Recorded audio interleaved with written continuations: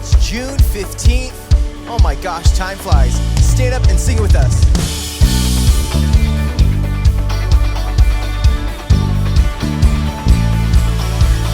Just one thing I'm asking, one thing I'm needing, a moment that's passing is not what I'm seeking. Like it's the air I'm breathing, I want your presence, feet on the earth, heart full of heaven, zeal for you, completely consumes me. I can't get enough, can't get enough of you. Your fire burning right through me. I can't get enough, can't get enough of you. You can't get enough of you. You can't get enough of you.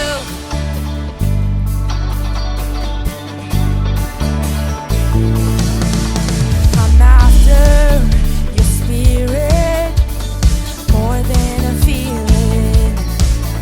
I don't need a reason, oh, to keep chasing who you are. Like it's the air I'm breathing, I want your presence, feet on the earth, heart full of heaven, zeal for you, completely consumes me. I can't get enough, can't get enough of you. Your fire burning right through me. I can't get enough, can't get enough of you. You can't get enough of you. You can't get enough of you.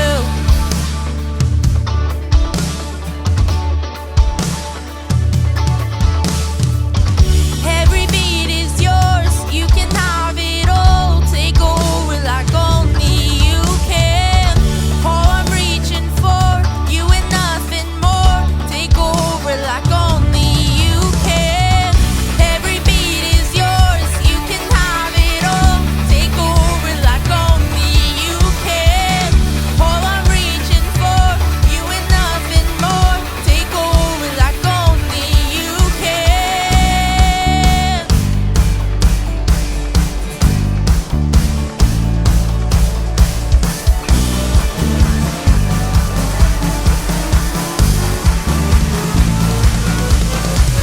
Zeal for you, completely consumes me.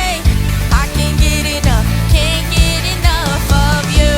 Your fire burning right through me. I can't get enough, can't get enough of you. You can't get enough of you. City Youth is so good to see you.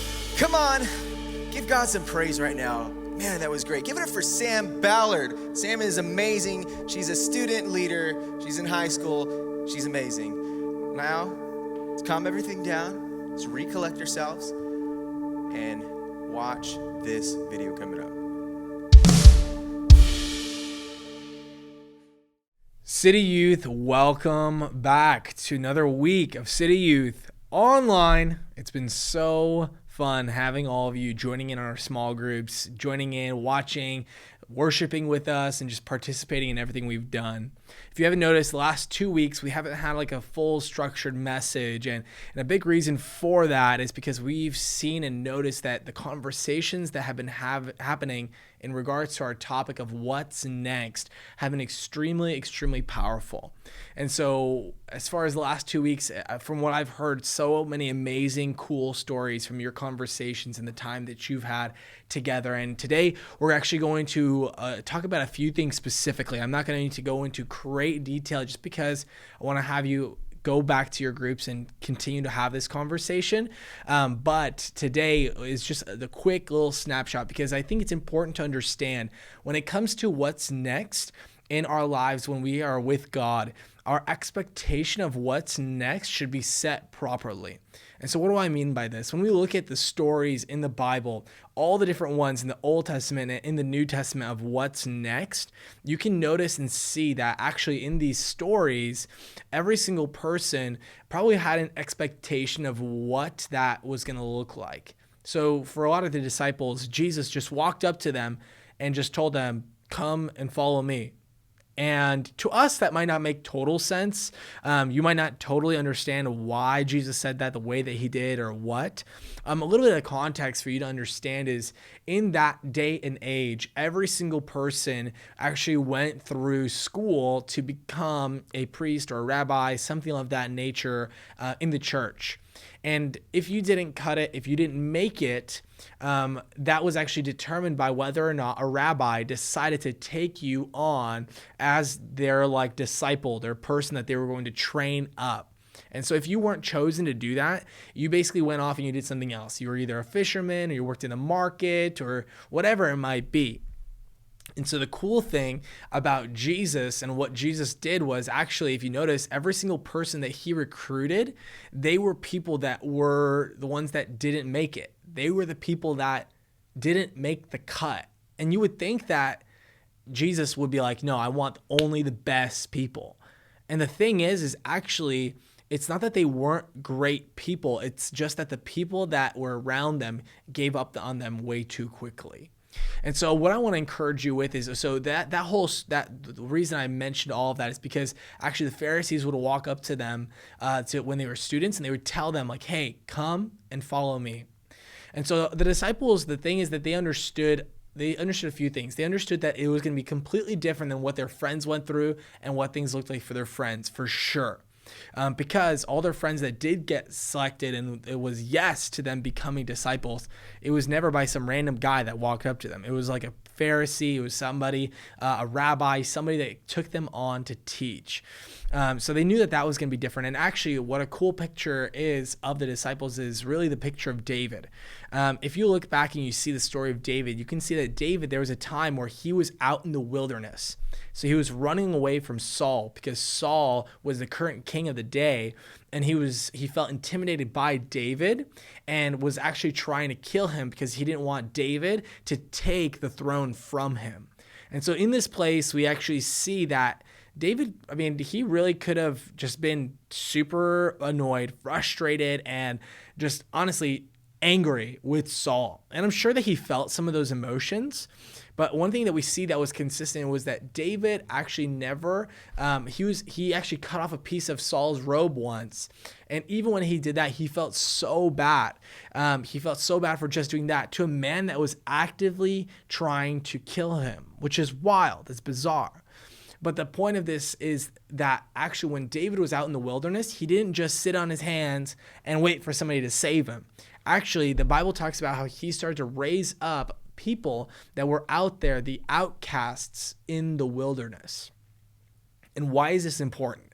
The Bible always is showing a picture, a theme, and a story. It's always speaking of what is next. And so David showed this picture of him recruiting people in the wilderness, the forgotten, the outcasts, and they actually ended up becoming his mighty men. We see in the Bible, it talks about the mighty men of David. They became some of the fiercest warriors in that entire region, where they were actually labeled as giant slayers. And so it's super wild to see this picture of outcasts becoming some of the most elite warriors of the area. But actually, that's exactly what Jesus did with the disciples. And the reason I'm telling you all this is because it can be so easy to just write off yourself. It can be so easy to be like, you know what? I'm not that good. I'm not this person. I'm not that person. I'll never forget, I did the exact same thing with so many different things. I kept looking up to the people that were the popular people or the people that everybody wanted to hear or to listen to, or maybe they were great speakers. And I was like, man, they are such great speakers. And in this place, I start to disqualify myself and start to question my calling or my purpose.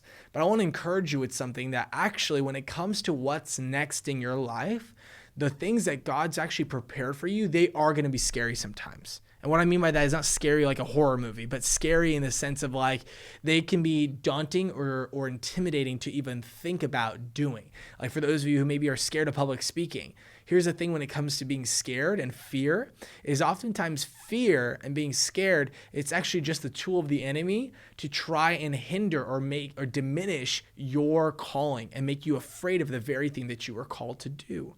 And so when it comes to the things that God's going to call you to do, they might be scary, they might be intimidating, and you might not even be good at them at first. But what I want you to understand is that anything that God asks you to do and to step forward in, those things are amazing and they're great. And actually, the Bible talks about how God would never tempt us beyond our ability. And that when that talks about that, it means that we're not going to go through something that we cannot go through with God. Like, it's not impossible for us to go through. It might seem impossible, but with God, it's possible. And so when it comes to what's next, I want you to set your expectation right.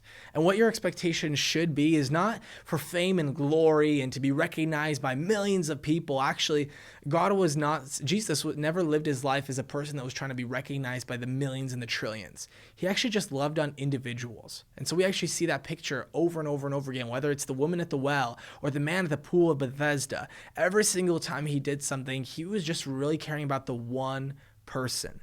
And so understand that your calling, you should not be comparing or trying to see what somebody else is doing and try to do the same thing. Understand that the calling that God might have for you is probably going to be totally different than every single one of your friends. It doesn't mean that you won't do life together. It just means that when you do life together, just don't expect things to be a mirror image of one another. God created you for a very specific purpose.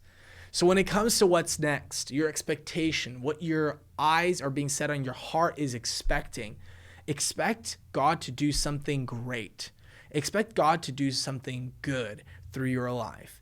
And when you begin to have this expectation and walk in that, actually, the Holy Spirit will continue to guide you in these things. And the Holy Spirit's going to be bringing things into your mind all the time. Every single moment, every minute, the Holy Spirit's going to impart things and bring things into your heart and into your mind for you to share to people, for you to walk in. And the Bible actually even talks about to never cease or never get tired of doing good, meaning that there are so many things that you could do in your every single day that are good.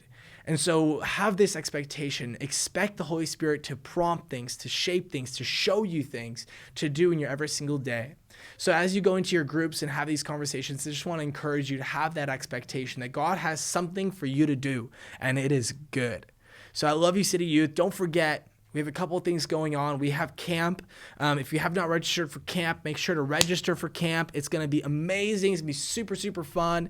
Another thing is on the 22nd of this month, which is next week, okay? Next week, make sure that what you do is you get prepared because it's going to be amazing. It's going to be our big in-person event. So invite some friends, invite people to come and join. It's going to be a blast. Our theme is disco. So if you can find some funky disco stuff, some funky disco clothes that your parents might have from the 70s or whatever the disco era was, go ahead and put on some costumes. It's going to be super, super fun. You don't have to wear a costume, but wear one. It's fun. So love you all. See you later. Peace out. Love you.